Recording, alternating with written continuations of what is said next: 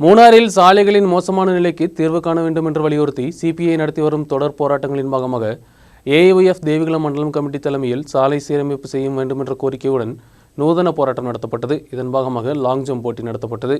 மாவட்ட பஞ்சாயத்து துணைத் தலைவரும் ஏஐஒய்எஃப் மாநில குழு உறுப்பினருமான ஆஷா ஆண்டனி போராட்டத்தை துவக்கி வைத்தார்.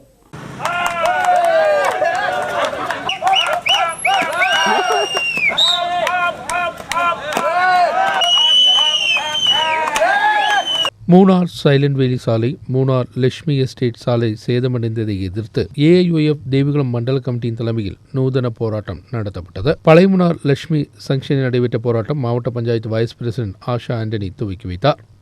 തുടർന്ന് വരുന്ന ബാക്കി ഫണ്ടിൽ നിന്നാണ് ഇത്തരത്തിൽ പ്രാദേശികമായ വികസനവുമായി ബന്ധപ്പെട്ട് അല്ലെങ്കിൽ മൂന്നാറടക്കമുള്ള ടൂറിസം മേഖലകളെ സഞ്ചാരയോഗ്യമാക്കണം എന്ന ഉദ്ദേശത്തോടുകൂടി ഇത്തരത്തിൽ റോഡുകൾ നമ്മൾ ഏറ്റെടുത്ത് ചെയ്യാൻ തയ്യാറാവുന്നത്.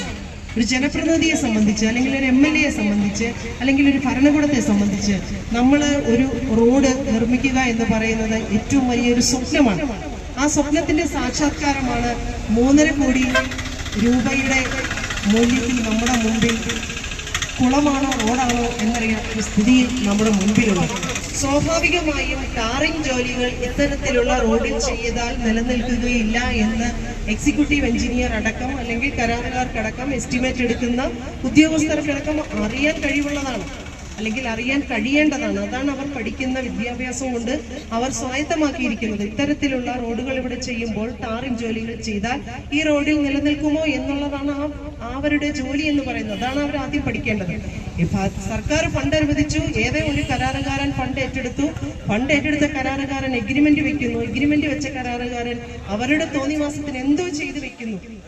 ஏஐஒய்எஃப் மண்டல கமிட்டி தலைவர் தமிழரசன் தலைமை வகித்தார். சாலை குழிகளில் லாங் ஜம்ப் போட்டியுடன் தான் போராட்டம் நடத்தப்பட்டது. போட்டியில் வெற்றி பெற்றவர்களுக்கு பரிசுகளும் வழங்கப்பட்டன. மாட்டுப்பட்டி ஸ்டாண்டில் ஆட்டோ ஓட்டுநர் அப்பு முதல் பரிசை பெற்றார். காமராஜ் அவர்கள்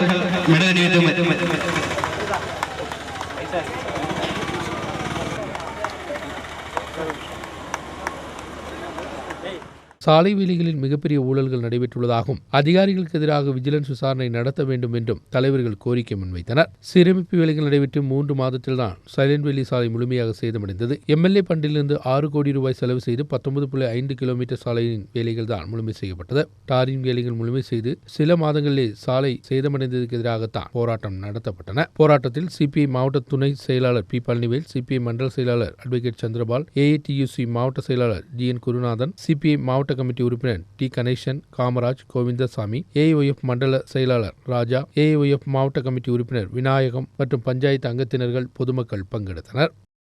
நியூஸ் பீரோ, மூணார்.